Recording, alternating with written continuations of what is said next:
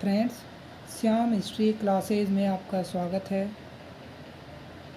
जो चैनल पर पहली बार आए हैं वो चैनल को सब्सक्राइब कर लें और नोटिफिकेशन पाने के लिए बेल आइकन को भी दबा दें। आज हम अपने इतिहास विषय में नवपाषाण काल के बारे में पढ़ेंगे। तो शुरू करते हैं। नवपाषाण काल। तो नवपाषाण काल में हम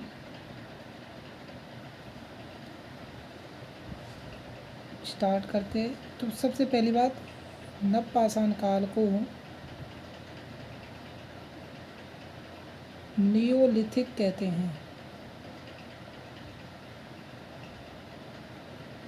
यदि इसका टाइम पीरियड की बात करें तो इसका टाइम पीरियड है ईसा पूर्व 10,000 से ईसा पूर्व 6,000। यदि नवपाषाण शब्द की बात करें तो नवपाषाण जो शब्द है, नवपाषाण शब्द का सर्वप्रथम जो प्रयोग किया है, ये शब्द थॉमसन ने सर्वप्रथम प्रयोग किया है।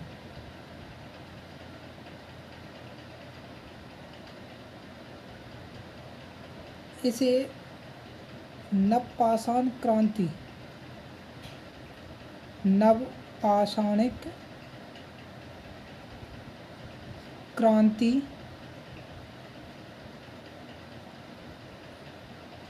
गॉर्डन चाइल्ड ने कहा है।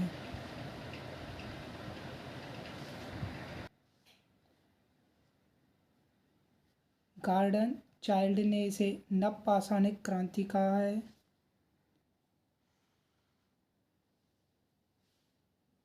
यदि भारत में बात करें तो भारत में इस क्रांति की शुरुआत या आगमन ईसा पूर्व 7,000 से माना जाता है। ईसा पूर्व 7,000 से माना जाता है। और अभी हमने जो वर्ड पढ़ा है नियोलिथिक वर्ड,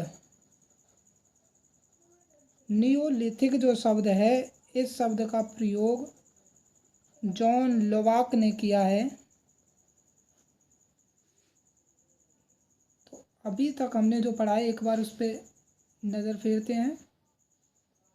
हमने पढ़ा है कि नवपाषाण काल, इसे नियोलिथिक एज भी कहते हैं। इसका टाइम जो है वो ईसा पूर्व 10,000 से ईसा पूर्व 6,000 है। नवपाषाण जो शब्द है, इसका सर्वप्रथम प्रयोग करने वाले जो व्यक्ति थे वो थे थॉमसन। थॉमसन ने नवपाषाण शब्द का सर्वप्रथम प्रयोग किया और नवपाषाण के काल की शुरुआत होने के बाद जो क्रांति हुई उसे नवपाषाणिक क्रांति कहा गया। और यह नवपाषाणिक क्रांति देने वाले थे गॉर्डन चाइल्ड। भारत में यदि नवपाषाण काल की बात करें तो इसकी भारत में शुरुआत 7,000 ईसा पूर्व में हुई। और जो नियोलिथिक जो शब्द है, नियोलिथिक शब्द का प्रयोग करने वाले विद्वान जो थे वो थे जॉन लोवाक। अब हम नवपाषाण काल की विशेषताओं के बारे में पढ़ेंगे कि नवपाषाण काल की विशेषताएं कौन कौन सी थीं। इस काल की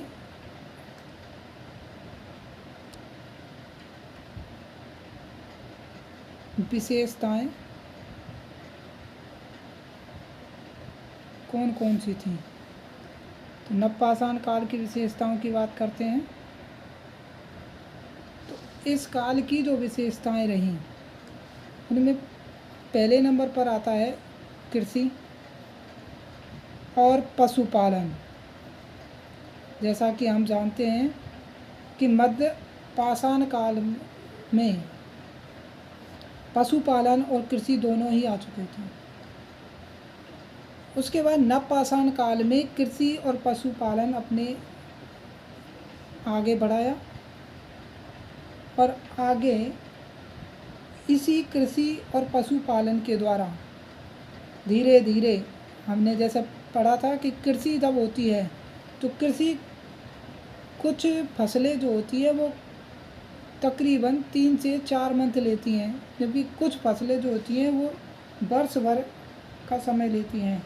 इसी से यहाँ स्थायी आवास हो गया और स्थायी आवास होने से ही गांवों का उदय हुआ। तो ग्रामों का उदय हुआ, ग्राम बनने लग गए। तो दूसरी विशेषता क्या निकल के आई?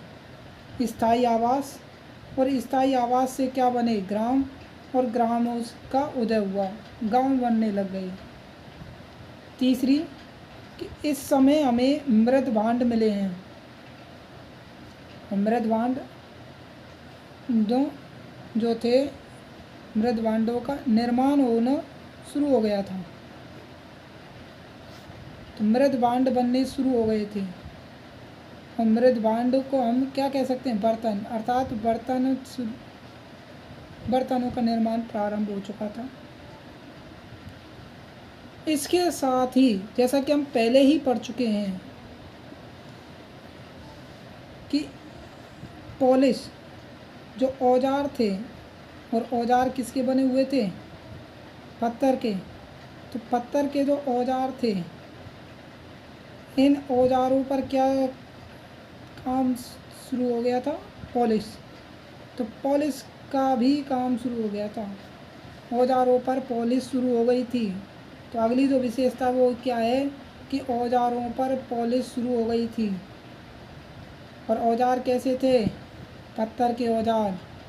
और पत्थर के औजार होने के कारण ही इसे क्या नाम दिया गया? पाषाण काल कहा गया। इस काल में जो अगली विशेषता जो आती है वो ये है कि इस काल में पहिए का आविष्कार हो गया था। पहिए का आविष्कार होने से क्या हुआ? पहिए के आविष्कार होने से 3 चीज़ें हुई। चाक, बर्तन बनाए गए, हालांकि चाक से ही और जो प्रमुख जो चीज़ हुई वो हुई बैलगाड़ी बनी। बैलगाड़ी बनेगी, बैलगाड़ी बनी।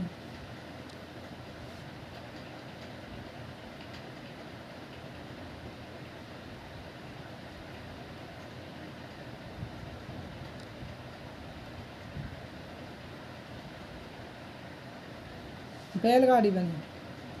तो पहिए के आविष्कार होने से साधन बन गया।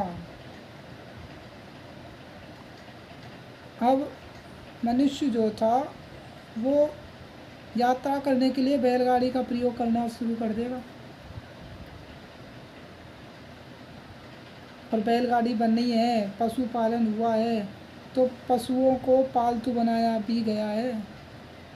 तो पशुओं को पालतू बनाना शुरू कर दिया, पालतू बनाए पशु। तो ये इस काल की प्रमुख विशेषताएं हैं।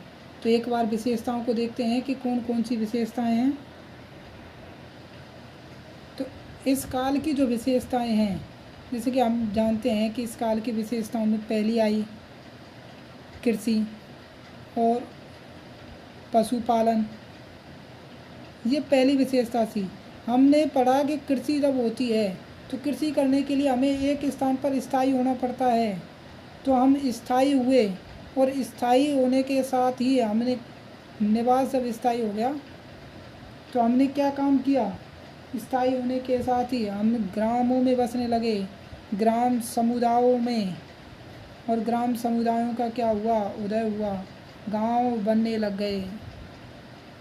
गांव बनने लग गए तो अब हम खाना पीना खाएंगे। तो खाने पीने के लिए हमें क्या चाहिए? बर्तन। और बर्तनों को ही क्या कहा जाता है? मृद भांड। तो मृद भांडों का निर्माण प्रारंभ हो गया। और जब मृदभांड बने, बर्तन बने, तो मिट्टी के बर्तनों को बनाने के लिए हम जिस चीज़ का प्रयोग करते हैं वो चीज़ क्या है?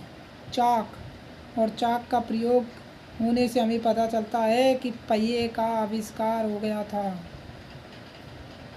और पहिए का आविष्कार जब हुआ तो पहिए के आविष्कार से एक तो चाक निकला, दूसरा क्या हुआ? दूसरा प्रमुख जो बात थी वो क्या थी? वो ये थी कि इस समय बैलगाड़ी बन गई थी।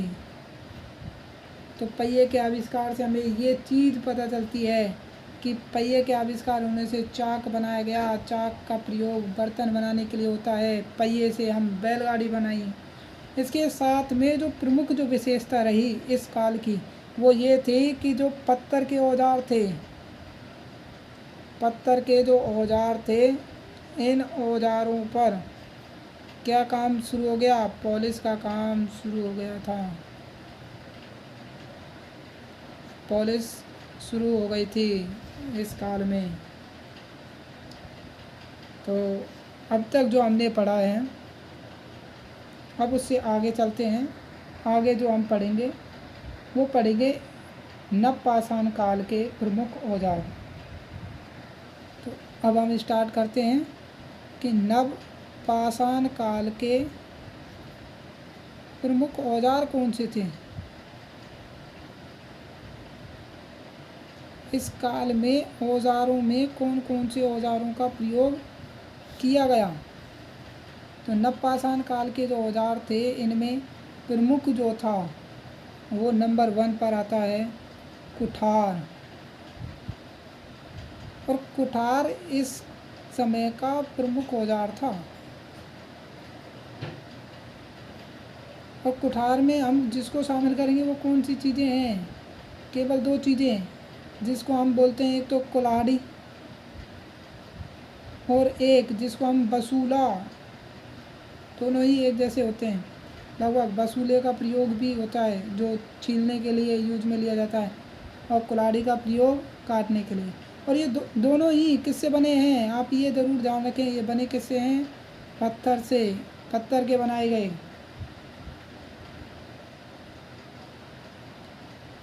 और यदि हम बात करें कि कुठार की, तो भारत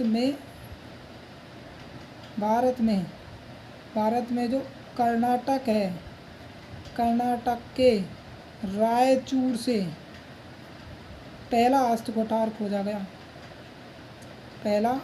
कुठार खोजा गया। और पहला कुठार खोजने वाले कौन थे? ले मसूरिये ने पहला कुठार खोजा। क्या नाम है? तो नाम देखें दोबारा, ले मसूरिये ने पहला कुठार खोजा। कहाँ से? भारत के कर्नाटक राज्य के रायचूर नामक स्थान से पहला कुठार खोजा गया। और यह कुठार किस काल का है? नवपाषाण काल का है। तो आप याद रखें, यह कुठार किस काल का है? नवपाषाण काल का है। ठीक है। तो नवपाषाण काल का प्रमुख औजार क्या था? तो प्रमुख औजार था कुठार। और कुठार का उपयोग किस रूप में लिया गया? 2 रूपों में, एक कुल्हाड़ी और एक बसूला। पहला जो कुठार भारत में से मिला है वो कहाँ से मिला है? रायचूर, कर्नाटक के रायचूर से। और किसने ढूंढा है इसे? ले मसूरिये ने। ठीक है। आगे हम पढ़ते हैं। अब हम इस नवपाषाण काल के जो प्रमुख स्थल हैं उन स्थलों की बात करेंगे। तो जिनमें हम पहला स्थल जो पढ़ रहे हैं वो है मेहरगढ़ का। तो मेहरगढ़ जो है वो वर्तमान के बलूचिस्तान में है। और ये बलूचिस्तान कहाँ है?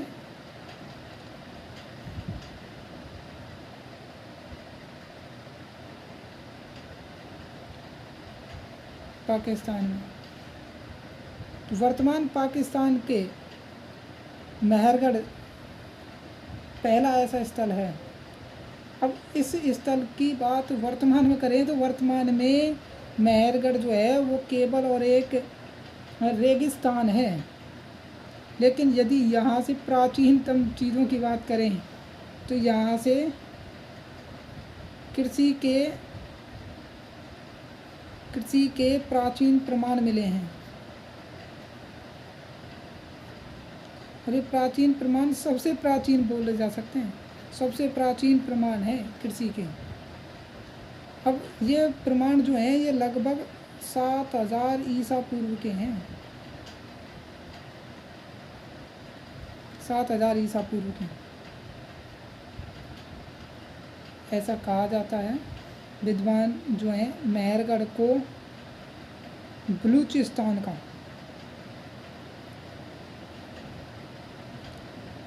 रोटी का टोकरा कहते हैं। उस समय क्या कहा जाता था? रोटी का टोकरा। इसके साथ ही मेहरगढ़ से ही मानव के जो स्थायी आवास है, स्थायी आवास के भी प्रमाण मिले हैं। यहाँ से एक चीज़ और मिली है, यहाँ से हमें घर जो होते हैं ना घर, तो वो घर के भी प्रमाण मिले हैं। यहाँ से हमें मनुष्य के साथ बकरी दफनाने के भी प्रमाण मिले हैं। जब हम पढ़ेंगे ये समाधान तो यहाँ से हमें मानव जो है, मानव के साथ में बकरी को भी दफनाने की बारे में बताया गया है। और ये जो चैप्टर है मेहरगढ़, आप अगर मेहरगढ़ के बारे में और अधिक ढंग से पढ़ना चाहते हैं तो आप NCERT की क्लास 6 की बुक्स में देख सकते हैं। चैप्टर 2 में मिल जाएगा आपको, लगभग 1 या 2 में मेहरगढ़। तो आप चैप्टर नंबर 2 में देख सकते हैं NCERT में, वहाँ मेहरगढ़ अलग से दिया हुआ है, वहाँ पर आपको ये सब चीज़ें पढ़ने को मिल जाएंगी। हालांकि वहाँ पर इतनी ज़्यादा डिटेल नहीं दे रखी है, लेकिन फिर भी आपके लिए NCERT बहुत अच्छी चीज़ें दे रखी हैं। हम NCERT की भी जल्दी ही वीडियोज़ बनाएंगे, सभी क्लासेस की NCERTs पर।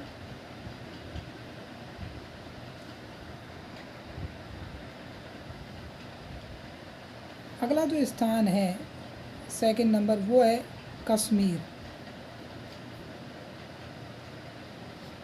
कश्मीर की जो विशेषताएं हैं उनमें हमें नवपाषाण काल के जो मिलते हैं, पहला यहाँ से हमें क्या मिलते हैं? माइक्रोलिथ उपकरण। कल की क्लास में हमने आपको माइक्रोलिथ बताए थे, तो माइक्रोलिथ जो उपकरण है उनका अभाव मिला है हमें, यहाँ से नहीं मिलते हैं। कल की क्लास में हमने आपको माइक्रोलिथ के बारे में बता दिया था, छोटे व सूक्ष्म औजार। ये ज़रूर ध्यान रखें, आपको बार बार बताने की आवश्यकता नहीं हो कि ये औजार वगैरह जो हैं ये है किसके हैं, तो ये पत्थर के हैं, क्योंकि हम पाषाण काल पढ़ रहे हैं, तो यहाँ लगभग सभी चीज़ें पत्थर की हैं। जितने भी औजार मिलेंगे वो पत्थर के मिलेंगे, इसी कारण से इसका नाम पाषाण काल रखा गया है। दूसरा, यहाँ से मृद भांड जो हैं, तो मृद भांडों की अधिक संख्या है, विविधता है।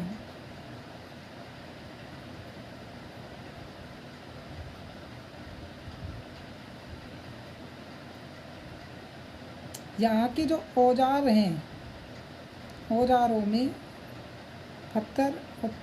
पत्थर के साथ में हमें हड्डियों के भी मिले हैं, इनका भी इस्तेमाल है।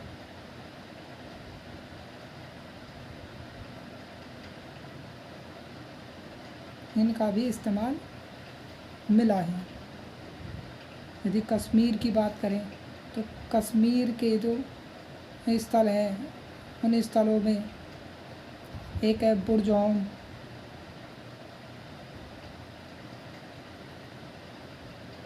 बुर्ज़ोम का अर्थ होता है जन्म स्थान। यहाँ से बुर्ज़ोम जो है, यहाँ से पता चलता है कि यहाँ के जो लोग थे वो कृषि से परिचित नहीं थे, कृषि का कोई भी नहीं माना जाता, कि अवशेष ही नहीं मिलते हैं। हाँ, यहाँ से जो अवशेष मिलते हैं वो मछली पालन के मिलते हैं।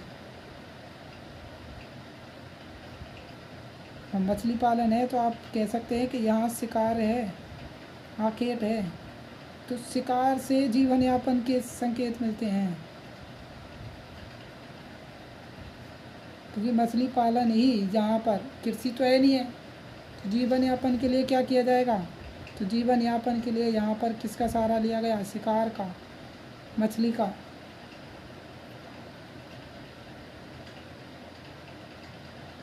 यहाँ मानव के साथ कुत्ते को दफनाने का प्रमाण मिलता है, मानव के साथ कुत्ते को दफनाने का प्रमाण मिलता है, मानव और कुत्ते को दफनाया गया। यहाँ से आगे जो कश्मीर है उसका दूसरा स्थान हमें पता चलता है गुफराल,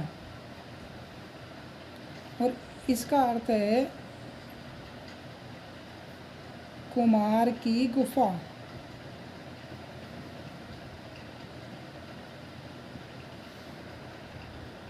कुमार की गुफा। तो अगर हम बात करें, अभी तक हमने 2 स्थल पढ़े हैं, पहले कश्मीर के बारे में देखते हैं, फिर पिछले वाले स्थल। कश्मीर की यदि बात करें तो कश्मीर में माइक्रोलिथ जो उपकरण थे इनका अभाव मिल रहा है, मृदबांड जो थे इनकी विविधता मिल रही है, औजार जो थे वो पत्थर और हड्डियों के इस्तेमाल के लिए बताए गए हैं, कि पत्थर और हड्डियों दोनों से विभिन्न प्रकार के औजार बनाए गए। कश्मीर के 2 स्थानों के बारे में यहाँ बात की हमने। पहला स्थान है बुर्ज़ोम, और जिसका अर्थ क्या है, जन्म स्थान। यहाँ के लोग जो थे वो लोग कृषि से परिचित नहीं थे, मछली पालन करते थे, और मछली पालन के साथ शिकार से जीवन यापन बिता रहे हैं। यहाँ के लोगों के साथ, मानव के साथ कुत्ते को दफनाने का प्रमाण मिला है। दूसरा स्थान हमने पढ़ा गुफराल, जिसको हम कुमार की गुफा कहते हैं। तो इसका नाम क्या है, अर्थ क्या है, कुमार की गुफा।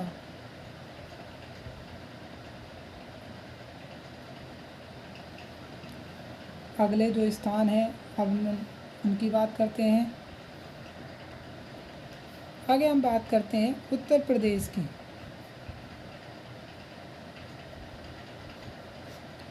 उत्तर प्रदेश के पहला स्थान है कोल्डियावा। और जैसा कि आप भी जानते होंगे, आप हिस्ट्री के विद्यार्थी हैं, तो आपको भी पता है कि यहाँ से हमें चावल की खेती के प्रमाण मिले हैं, और ये खेती के प्रमाण लगभग कितना, उस टाइम जो है वो क्या है, 6000 ईसा पूर्व, 6000 ईसा पूर्व है। कोल्डियावा जो फेमस है वो चावल के लिए फेमस है, कि यहाँ से चावल के प्रमाण मिले। और ये बहुत बार ये क्वेश्चन पूछा जा चुका है कि चावल के प्रमाण कहाँ से मिले हैं, कोल्डियावा से। उत्तर प्रदेश के कोल्डियावा से चावल के प्रमाण मिलते हैं। दूसरा जो स्थान है वो है चौपानी मांडो। और चौपानी मांडो से हमें जो चीज़ें प्राप्त हुई है वो क्या है, कि यहाँ से हमें मृदबांड के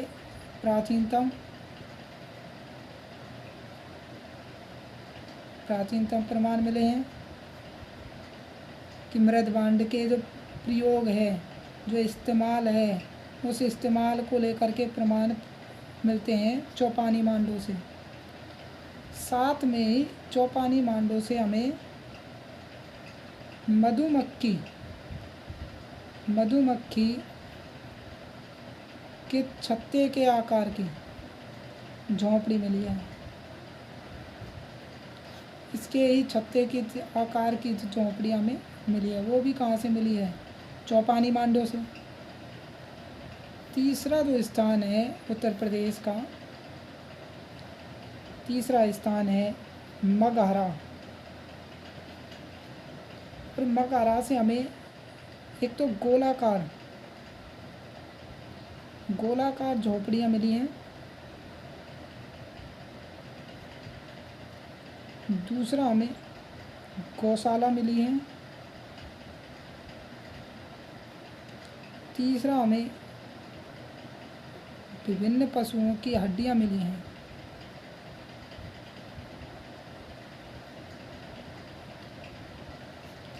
तो मगहरा से हमें 3 चीज़ें मिली हैं, गोलाकार झोंपड़ी, गौशाला और पशुओं की हड्डियाँ। उत्तर प्रदेश के 3 स्थान हैं। इन 3 स्थानों में यदि हम बात करें, पहला तो कोल्डी हवा चावल के लिए फेमस है। चावल जो कि 6000 ईसा पूर्व के प्रमाण यहाँ से मिलते हैं। चौपानी मांडो 2 चीज़ों के लिए, एक तो मृदबांध और दूसरा मधुमक्खी के छत्ते के आकार की झोंपड़ी। ये देखो, ये इम्पोर्टेंट हो गया। अलग जो मिल रहा है वो कि झोंपड़ी यहाँ से मिली है, लेकिन किस आकार की मिली है, तो मधुमक्खी के छत्ते के आकार की। और तीसरा जो हमने स्थान पढ़ा वो मगहरा पढ़ा, और मगहरा से हमें गोलाकार झोंपड़ी मिल रही है, जबकि चौपानी मांडो से मधुमक्खी के छत्ते के आकार की झोंपड़ी मिली। मगहरा से हमें गौशाला मिली है, इसके साथ ही हमें पशुओं की हड्डियाँ भी मिली हैं। अगला स्थान उसके बारे में हम पढ़ते हैं। अगला स्थान है चिरांद। और चिरांद जो है ये कहाँ स्थित है, बिहार में।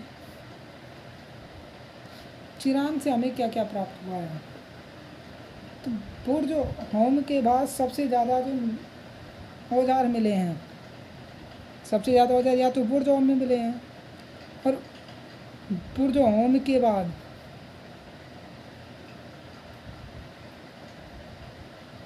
सबसे ज़्यादा जो नवपाषाणिक औजार मिले हैं वो चिरांद से मिले हैं। ठीक है, चिरांद से मिले हैं।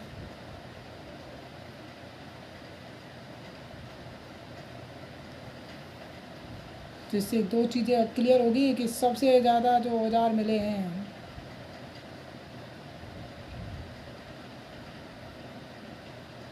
सबसे ज़्यादा, तो वो कहाँ से मिले हैं, बुर्ज होम से।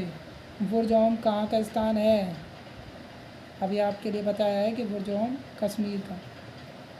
तो बुर्ज होम से सबसे ज़्यादा मिले हैं, और उसके बाद यदि कहीं से औजार मिले हैं तो वो चिरांद से मिले हैं।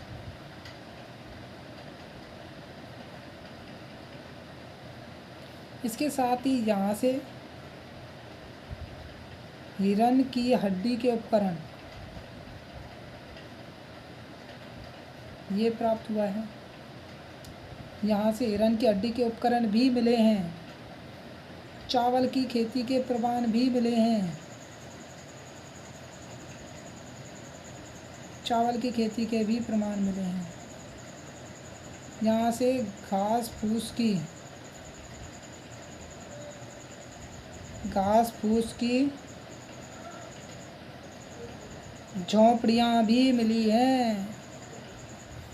तो यहाँ से कौन कौन सी चीज़ें मिल गई हैं, चिरांद बिहार बहुत इम्पोर्टेंट है आपके लिए, क्योंकि यहाँ से एक तो नवपाषाण काल औजार जो हैं वो भी मिले हैं, वो बुर्ज होम के बाद सबसे दूसरे नंबर पर हैं चिरांद पे। यहाँ से हिरन की हड्डी के उपकरण मिले हैं, जो हमने आपको बताया नहीं है अभी तक, कहीं से नहीं मिले, यहीं से मिले हैं। चावल की खेती के उपकरण मिले हैं, चावल की खेती के प्रमाण भी मिले हैं, जो कि हमने केवल एक स्थान से बताए हैं, और वो स्थान कौन सा है, कोल्डी हवा, यूपी, उत्तर प्रदेश के कोल्डी हवा से मिले हैं। और घास फूस की झोंपड़ियाँ मिली हैं, जो अभी तक कहीं से नहीं मिली हैं। हमने आपको बताया है कि चौपानी मांडो से कैसी? मधुमक्खी के छत्ते के आकार की झोंपड़ी मिली है और मगहरा से गोलाकार की झोंपड़ी मिली हैं और चिरांद से घास फूस की झोंपड़ियाँ मिली हैं। तो ये कुछ फेमस स्थान जिनके बारे में हमने पढ़ा। कुछ स्थान जो कि राजस्थान में भी हैं तो उनकी भी बात कर लेते हैं कि राजस्थान में केवल 3 स्थान हैं, जैसे बागौर है, हमने आपको बताया था कि बागौर भीलवाड़ा, दूसरा है गणेश्वर,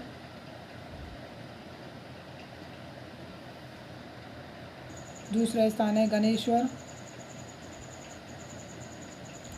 सीकर और तीसरा स्थान है बालाथल। ये मध्यपाषाण काल में भी आया था, हमने आपको बताया था बागौर आग के प्रमाण में। उसके बाद गणेश्वर, बालाथल ये राजस्थान के प्रमुख स्थान हैं जो कि कैसे स्थल हैं, कैसे स्थल हैं? तो ये स्थल जो हैं ये नवपाषाण काल के हैं, नवपाषाण काल के स्थल हैं।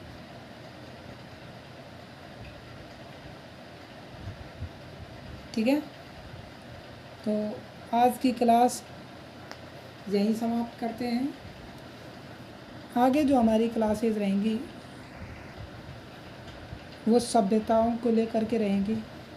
उससे पहले हम या आपके लिए ताम्रपाषाणिक संस्कृति बताएंगे,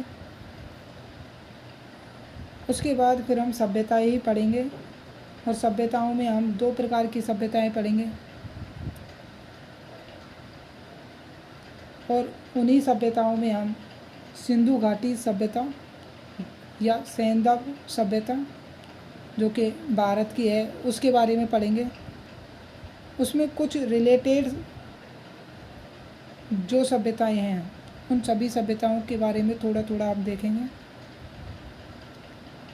तो आज की क्लास यहीं समाप्त करते हैं। अभी तक जिन्होंने श्याम हिस्ट्री क्लासेज चैनल को सब्सक्राइब नहीं किया है वो चैनल को सब्सक्राइब कर लें, नोटिफिकेशन पाने के लिए बेल आइकन को दबा दें। धन्यवाद।